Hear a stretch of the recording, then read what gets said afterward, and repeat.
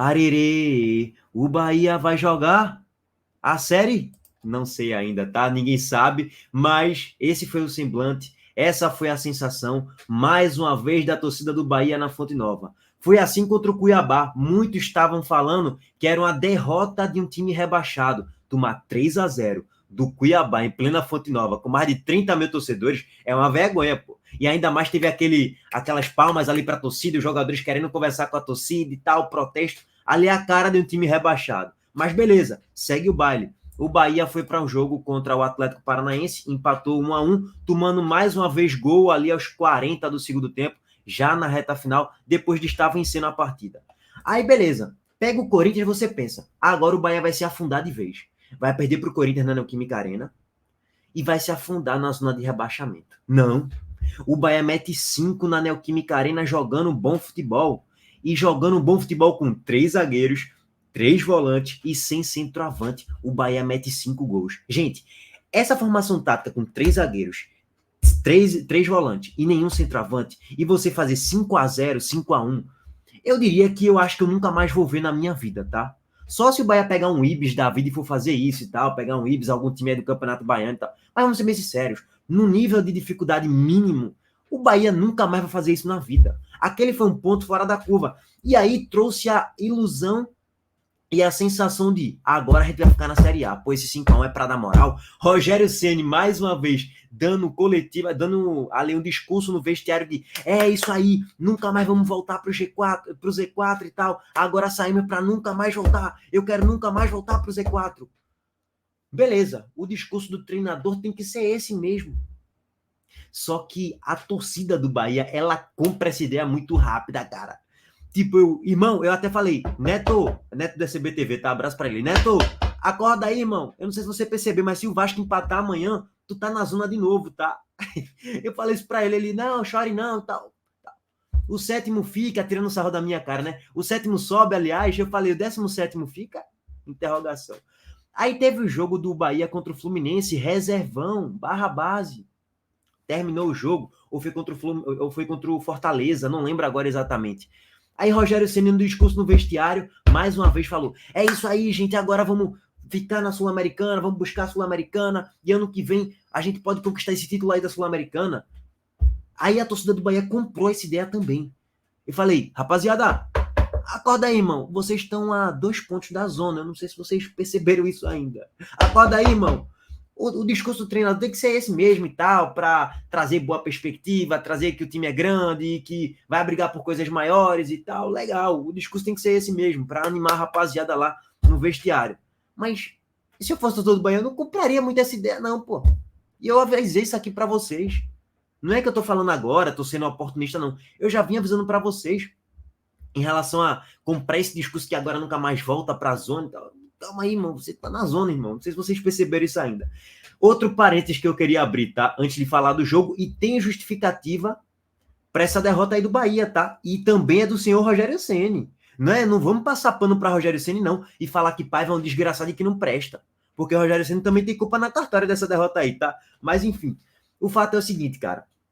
Mais uma vez, torcedores do Bahia, se vocês permanecerem na Série A, o que ainda tem totais possibilidades, porque vai pegar o América Mineiro na penúltima rodada, se vence vai a 44, se conseguir um empate ali contra o Atlético Mineiro, é quase que certo que o Bahia fica. Tem que fazer 4 pontos para ser o quase que certo que o Bahia fica, tá?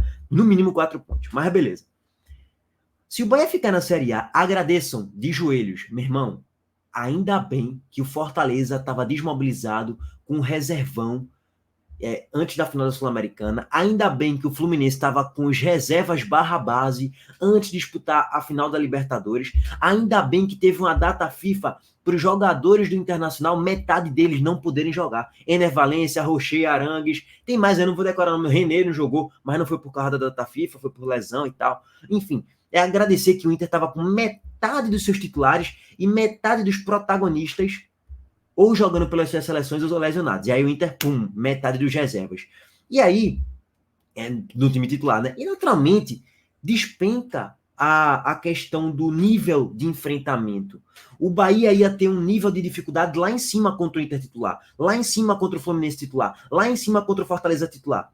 Só que quando você pega esses times visando outras coisas e com reservão, barra o time todo esfacelado, o nível de dificuldade fica lá embaixo.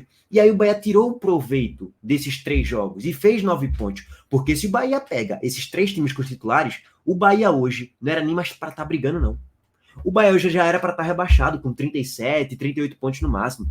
Aí ia ter que vencer esses próximos 2 jogos para chegar a 44 e rezar para todo mundo perder tudo aí. Ou seja, já era uma situação quase que irreversível. A lógica era para o Bahia somar ali 3, 4 pontos no máximo contra esses 3 times que eu falei. E os 3 foram na Fonte Nova, né? E o Bahia soma 9, que ficou superestimado. E a torcida do Bahia fez festa e falou que eu estava desmerecendo o Bahia. Não, é analisar futebol, é analisar a realidade. Ponto. Veio o jogo do São Paulo, você pensa, o São Paulo não ganha fora de casa na Série A faz quanto tempo? Mais de um ano. A última vez que o São Paulo venceu foi no início de novembro do ano passado. Faz mais de um ano que o São Paulo não sabia o que era vencer na Série A fora de casa.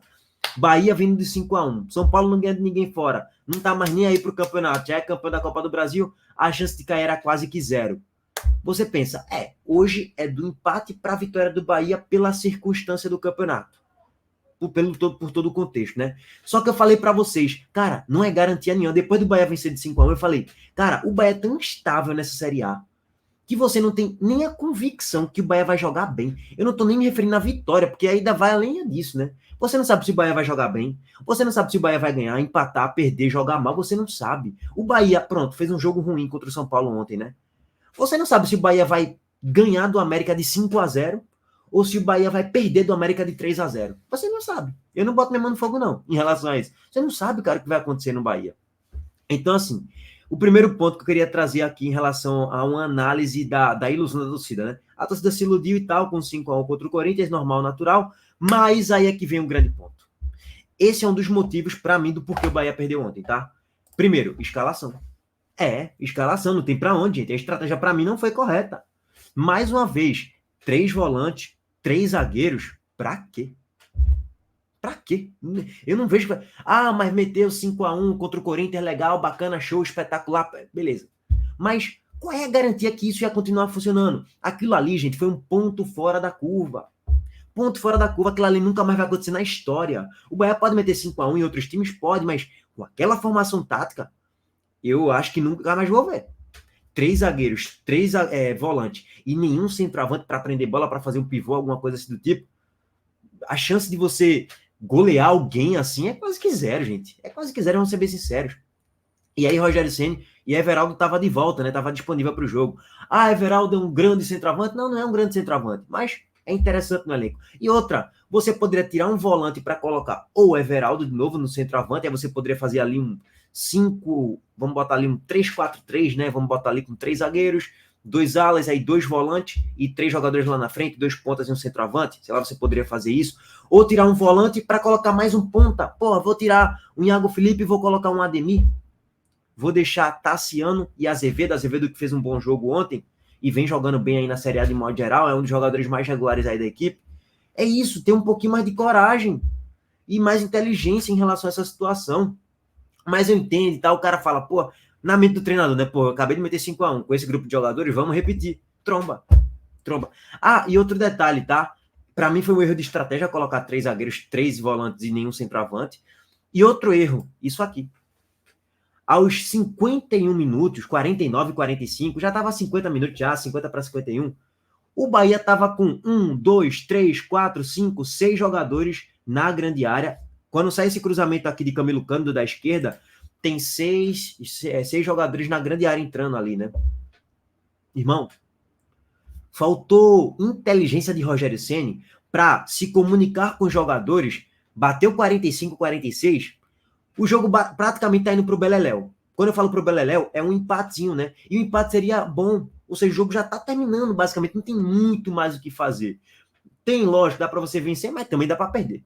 E o Bahia coloca 6 jogadores ali no ataque, na grande área. Se eu fosse o Rogério Ceni, eu passaria informação para o capitão, para o lateral. Rapaziada, agora é administrar resultado. O empate é um resultado interessante. Era bom até. Por quê? Porque o Vasco perdeu do Corinthians de 4-2. Você pegando a rodada, o Santos tomou de 3-0 do Fluminense e o Santos vai pegar o Atlético Paranaense fora. Ou seja, o Bahia encostaria no Santos e ultrapassaria O Vasco, na tabela de classificação, chegaria a 42 pontos, ficaria 1 ponto do Santos, e a 2 do Cruzeiro e 3 do Fortaleza. Beleza que o Santos e o Cruzeiro e o Fortaleza têm um jogo a menos. Mas você tinha um cenário tranquilo para administrar esse empate. O São Paulo não era um time que estava atacando o Bahia a todo momento. Administra. Para que se atirar, botar 6, 7 jogadores lá no campo de ataque? Canu tá a 5, 6 metros depois do círculo central, pô. Só é pegar o frame do lance. Bom, sai um cruzamento. Você pode vencer um jogo assim, pode, mas também pode tomar tromba, e foi o que aconteceu. Aí o time se atira, toma um contra-ataque e quase que toma um gol. O Luciano perde um gol ali, ele poderia soltar um passe na ponta esquerda. O jogador do São Paulo estava passando sozinho na grande área. O Luciano arriscou o chute. Boa defesa de Marcos Felipe. Escanteio. No escanteio, aí vem os erros individuais, né? Ó, o desenrolar da jogada é esse aqui. O Bahia Canu aqui a 5, 6 metros do círculo central. Sai um contra-ataque depois do cruzamento e tal, tentou no bate-rebate. E no desenrolar da jogada, sai o escanteio e tal. No cruzamento de escanteio, a bola respinga para fora da grande área. E aí tá outro erro. Azevedo, que fez uma boa partida, um dos poucos que se salvaram aí nesse jogo. Mas era para ele dominar a bola. E ele simplesmente deixou a bola quicar. A bola quica, engana ele, e aí o jogador de São Paulo ganha a dividida na cabeça, ganha também em cima de Camilo Cândido depois, corta para dentro e faz 1-0 São Paulo, e o São Paulo mereceu vencer. Criou mais, teve mais posse de bola, e quem foi que fez mais defesa na partida ontem? Marcos Felipe. Marcos Felipe ontem, ele fez 5 defesas na partida, tá? E umas 3 defesaças. O São Paulo criou chances claras. E detalhe, foi merecida essa derrota, não é por hoje não. É por conta lá do que aconteceu no primeiro turno. Era pro Bahia tomar 8, 9-0. E quando eu falo isso, mais uma vez, vários aí vão me detonar nos comentários. Que é isso? Pare de ser exagerado, pare de ser mentiroso. Não, só é analisar futebol, só é ver. O São Paulo criou de 8 a 9 situações claríssimas de gols. Ah, por que o São Paulo não venceu? Porque Marcos Felipe fez uns 6, 7 milagres. Foi uma das maiores atuações, talvez foi a maior atuação de um goleiro nessa Série A. E uma das maiores que eu já vi na Série A, na minha vida, tá? Que eu já vi. Não significa que tudo isso aconteceu na história, mas que eu já vi foi uma das maiores. São Paulo era para ter perdido no Morumbi de 5, 6-0, 6, 7, 8. 8, 9 já exagera um pouquinho, tá? Mas era para ser pelo menos uns 5, 6-0, gente. E aí empatou lá, 0-0, resultado injusto. E hoje, e ontem, perdeu o resultado justo. O Bahia mereceu perder, mas poderia vencer também, né?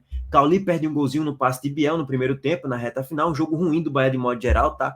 E na reta final do segundo tempo, Cauli solta para Biel e Biel perde um gol cara a cara. Ele demorou para finalizar e o jogador de São Paulo trava a bola e o Bahia acaba desperdiçando aí um pontinho precioso. Pode ser um pontinho que de fato decrete o rebaixamento do Bahia ou não, né? O tempo é que vai dizer. Bom, agora já passei todo o panorama da temporada inteira, basicamente, da Série A. Agora é aquilo, né? O Vasco agradece, o Santos agradece, o Cruzeiro, o Fortaleza e o Corinthians também. Todo mundo agradeceu essa derrota do Bahia. Por quê? Porque o Fortaleza com esse resultado praticamente se livrou. O Cruzeiro com esse resultado, basta uma vitória ou um empate. Já se livra. O Santos, o Vasco estão muito no bololô, viu, gente? Porque assim, meus amigos, é um cenário de terror, tá? O Bahia, se ele vencer os próximos 2 jogos, ele chega no máximo a 47 pontos. Nada além disso. Deixa eu carregar aqui para vocês o simulador, para a gente trazer todo o contexto, que eu já falei sobre isso aqui na live, mas é aquilo.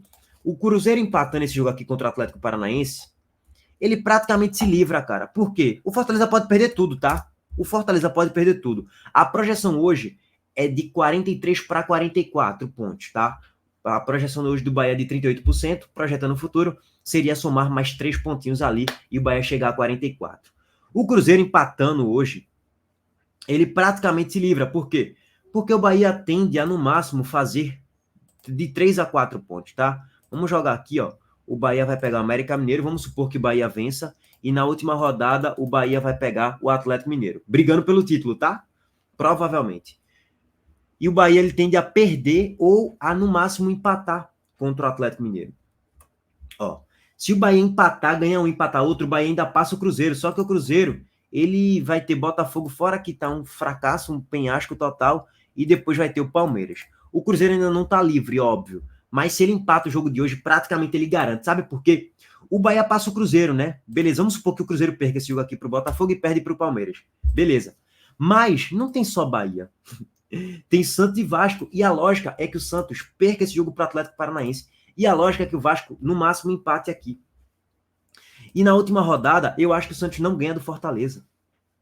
Então, assim, pelo menos alguém vai fazer ali 44 pontos. E o Cruzeiro empatando hoje basicamente se livrou. Sobre o Fortaleza é a mesma coisa, cara.